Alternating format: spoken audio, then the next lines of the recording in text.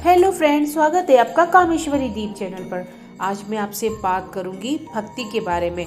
जो लोग भक्ति करते हैं उन्हें सभी बुराइयों का त्याग कर देना चाहिए और सच्चा भक्त कभी किसी लोभ में नहीं फंसता। भक्ति करते समय मन हमेशा शांत रहना चाहिए। हमें सभी तरह के बुरे विचारों से बचना चाहिए और जो लोग इस बात का ध्यान रखते हैं उन्हें भगवान की दैव कृपा प्राप्त होती है। तो आइए सुनते हैं एक कहानी।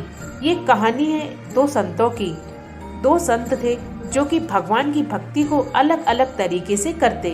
एक भक्त दिन भर तपस्या में लीन रहता, मंत्र को जाप किया करता और दूसरा संत रोज सुबह शाम भगवान को भोग लगाकर उसके बाद में भोजन करता। इस तरह से दोनों साथ में भक्ति किया करते। एक बार उन दोनों के बीच में झगड़ा हो गया।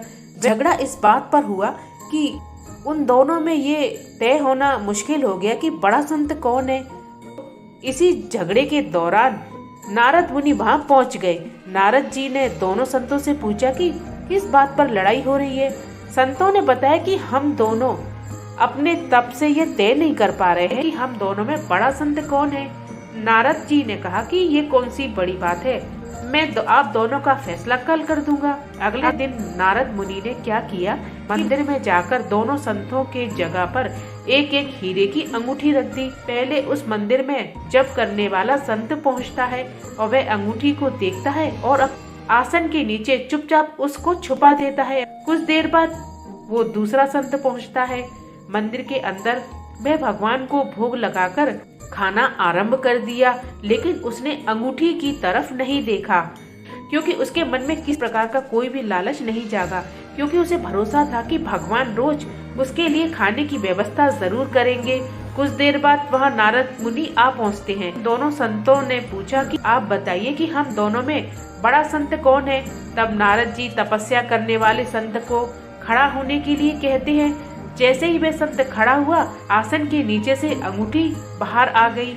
अब नारद मुनि ने कहा कि तुम दोनों में भोग लगाकर खाने वाला बड़ा संत है। तपस्या करने वाले संत के मन में चोरी करने की बुरी आदत और लालच भरा हुआ है। उसने भक्ति करते समय भी चोरी करने में तनिक भी संकोच नहीं किया, जबकि भोग लगाने वाला संत उस अंगूठी की तरफ देखता भी नहीं है, उसका ध्यान ही नहीं जाता। वह अपने भगवान को भोग लगाकर स्वयं उसने भोजन किया। इस कारण वह बड़ा संत है। इस कहानी से हमें यही सीख मिलती है कि भक्ति तभी सफल होती है जब भक्त के मन में बुरे विचार ना हो, भक्त बुरे काम को ना करता हो। जिस प्रकार भक्त के विचार पवित्र हैं, बुरे कामों से दूर रहता है, उस पर भगवान की हमेशा कृपा दृष्टि बनी रहती है। क्योंकि भक्ति का सच्चा अर्थ बस यही है कि भक्त बुरे विचारों से, बुरे कामों से हमेशा दूर रहे। तो धन्यवाद फ्रेंड्स। अगर आपको मेरा वीडियो पसंद आया तो इसे लाइक जरूर कीजिए, सब्सक्राइब कीजिए मेरे चैनल को।